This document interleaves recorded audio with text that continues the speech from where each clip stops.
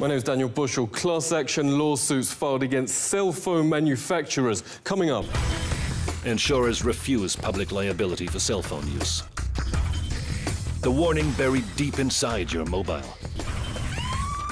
And the next casualty catastrophe after tobacco and asbestos.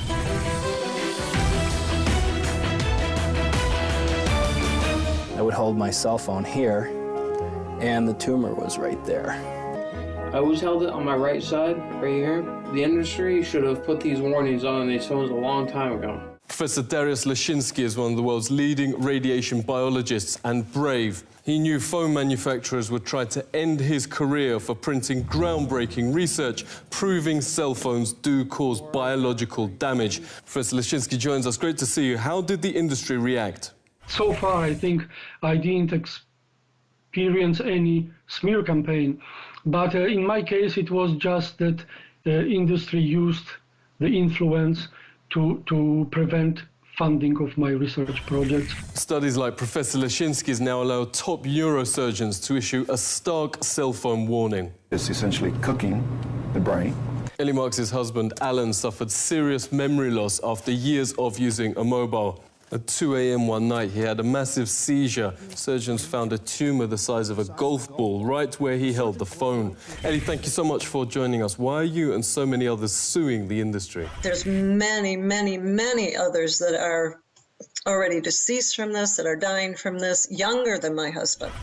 There's some, some as young as 28 who are deceased, and their neurosurgeons actually told them that it was probably their cell phone use. We had about 20 cities and states that wanted to legislate as San Francisco had, and they were all threatened with lawsuits by this industry.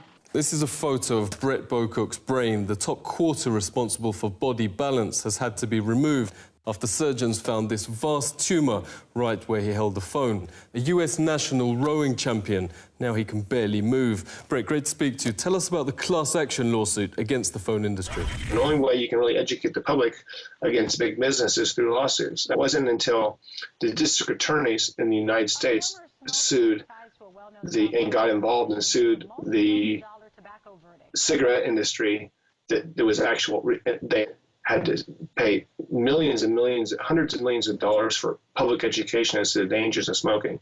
That's what's going to happen with cell phones. It's just unequivocal, categorical that these things cause cancer. And it's also, they don't want you to know that. This is on the same trajectory as smoking, because if you look at smoking in the 60s, they had doctors coming on TV and on print saying, hey, smoke Marlboro or smoke this brand because it's good for your cough. And see how well Camels agree with your throat. A Winston, America's best-selling, best-tasting filter cigarette. More dangerous for children because their skulls are a lot thinner. At least you can't buy cigarettes unless you're 18, but you can go, a 5-year-old could go and buy a phone. Phone manufacturers' young children are targeted. There are now working cell phones even for babies. The Glow phone is for kids maybe 5 to 8, and the Fly phone is for tweens. Samantha Miller's funeral was on her 18th birthday. Phone use through childhood first gave her headaches, reports the Daily Mail, then the brain tumour that killed her. In the West, brain tumours have overtaken leukemia, notes Senator Lynn Allison, as the #1 child killer illness. But doctors warn that's the tip of the iceberg. Clinical studies find young men who keep phones in their pockets have much lower chances of producing offspring, while women often store them on their chest. I would just tuck it right in to my bra. Tiffany France got breast cancer aged just 21, right where since childhood she's stored her phone. These spots mark the areas of Donna James's cancer. Her doctors call this a new breed of distribution that exactly matches where women keep their phone. It's very unusual pattern where these multiple small cancers were confined to the upper inner aspect of the breast. And so I've never seen anything quite like this. This is a radiation detector in normal surroundings, around 30 microvolts a meter. Microwave ovens reach 800 microvolts. Wi-Fi routers use the same radiation technology. Loading a film on a tablet PC reaches 2,000. Some of the world's best-selling smartphones register over 1,000 times above normal levels. Insurers have in fact stopped covering cell phone manufacturers for public health. Insurance firms privately call cell phones the next public casualty catastrophe after asbestos and cigarettes. Phone manufacturers have now quietly inserted a legal disclaimer. On iPhones, you have to go to Settings, General, About. At the bottom, scroll down to Legal, and at the end, RF exposure, radio frequency exposure. Unlike most pages, the small print here can't be enlarged, but it reads, carry iPhone at least 10 millimeters away from your body. At the same time, the industry says all its studies show phones are perfectly safe. Radio waves from cellular phones are safe. Conflict of interest. Harvard ethics professor Lawrence Lessig calls industry-paid studies which consistently conclude phone radiation is harmless. Independent scientists, meanwhile, overwhelmingly find the most serious problems, from DNA damage, 3 times lower sperm counts, 290% more brain tumours, autism and birth defects.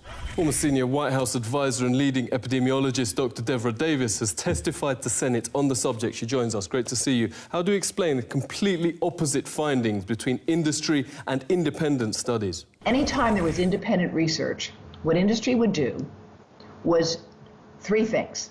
First, they would go attack the scientists who had done the studies. They would try to get them fired, they'd try to get their funding taken away, or they would fraud.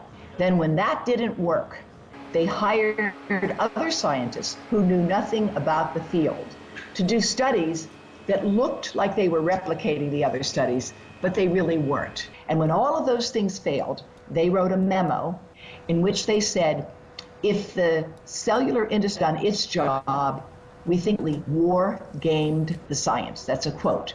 War-gamed the science. Now, science is not a matter of war, not a matter of games. We're deadly serious about our health and that of our children. Wargaming reveals this leaked Motorola email is industry-paid studies purely for reassuring the public. We have sufficiently wargamed the issue. A sting has exposed how easy it is to get phony studies in print. Posing as a serious scientist, John Bohannon sent in a paper full of schoolboy errors, offering payment for publication.